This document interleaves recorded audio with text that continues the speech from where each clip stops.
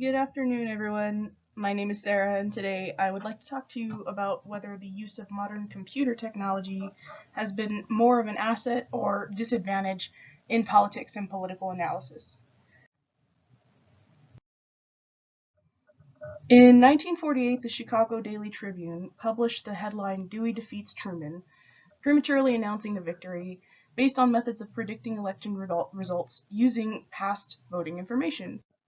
But the information was inaccurate and Truman won the election. As you can see in this now famous photo, Truman was rather ecstatic about how wrong the Tribune was.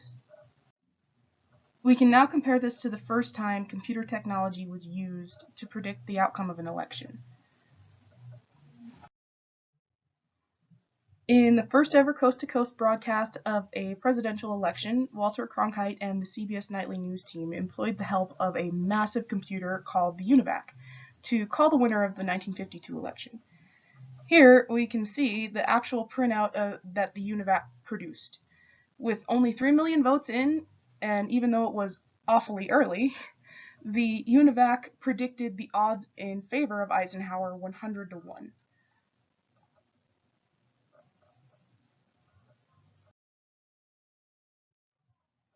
In more recent memory, we have the 2000 election results, in which many newscasts announce Gore was the winner of Florida, and then not, but maybe. Ultimately, Gore won the popular vote but lost the electoral vote.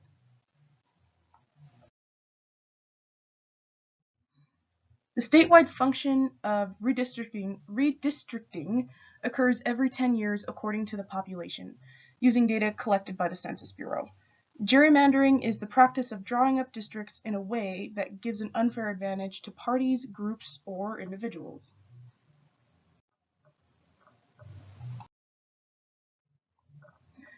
So in 1812, the governor of Massachusetts, Elbridge Gerry, enacted a law that redefined state senatorial districts.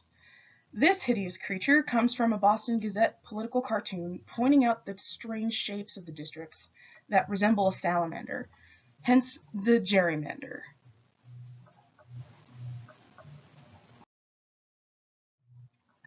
They do this by splitting up the communities that share common political values in an attempt to dilute the opposition's influence in an election. Or they cram as many opposition supporters into fewer districts in order to consolidate support in the surrounding districts.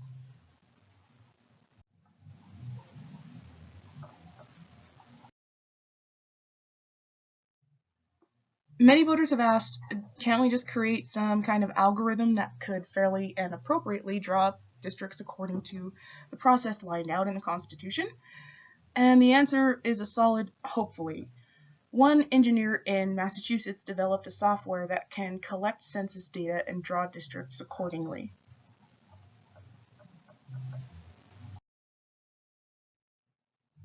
So Article 1, Section 2 of the Constitution, civil liberties, guarantee us the right to equal representation in the House and Senate. Reapportionment is supposed to reflect and account for population changes every 10 years in order to provide for equal representation.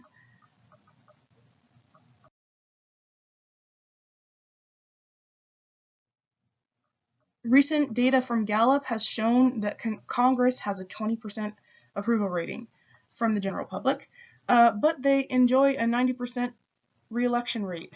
In fact, congressional approval ratings have been pretty low through recent history.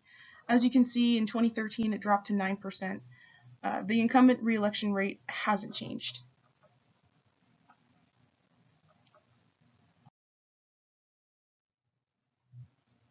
And the use of gerrymandering has allowed Congress to enjoy the luxury of high re-election rates. It puts the minority at a significant disadvantage and reduces competition.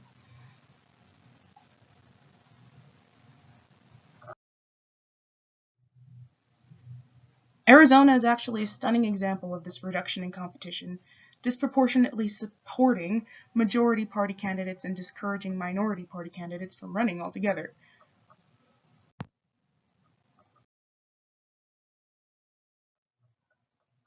So between 1990 and 2008, an average of 45% of Arizona's incumbents ran unopposed.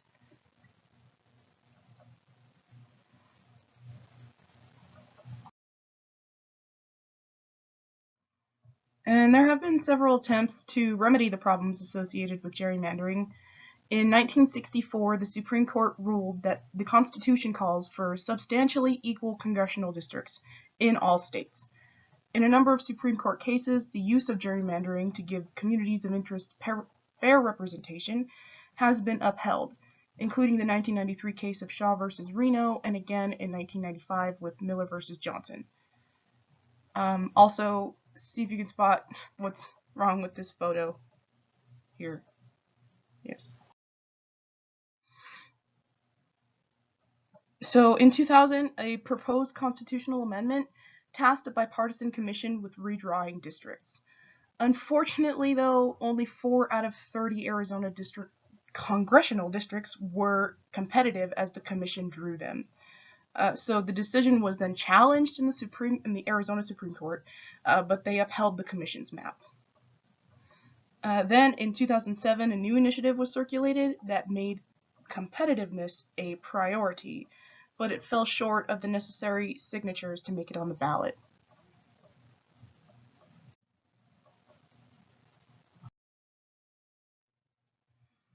So scientific polling uses mathematical probability and scientific methodology to collect more accurate data that better reflects public opinion. Examples of this kind of polling include sampling, survey research, telephone tracking, and exit polls. These are not real poll questions, by the way. They were taken from the satirical book America, A Citizen's Guide to Democracy in Action.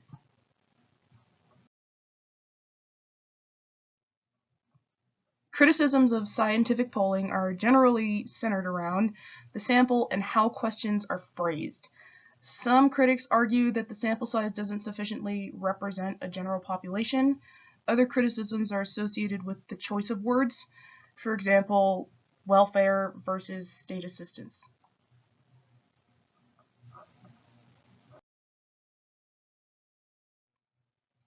So as a tool, this new technology can be used for better or for worse. It is ultimately a question for the people to answer. To an extent, these new tools can be defined as by the people for the people. And how these tools serve the will of the people determines how useful they are to a functional democracy in the end. Hopefully, and if it is indeed the will of the people, they will be used to contribute to a more functional democracy and improved democratic processes.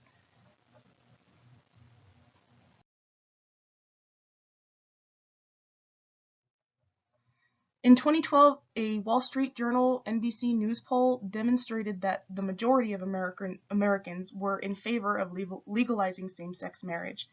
Last year, the Supreme Court confirmed this majority sentiment by lifting the ban on same-sex marriage in all 50 states. While new technology presents certain unprecedented advantages and disadvantages that have so far produced fluctuating results of accuracy and effectiveness, it cannot be denied that these new tools have provided powerful insights into the mind of our democracy.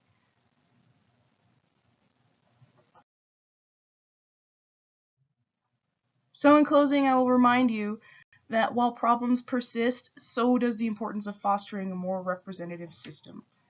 Thanks for listening.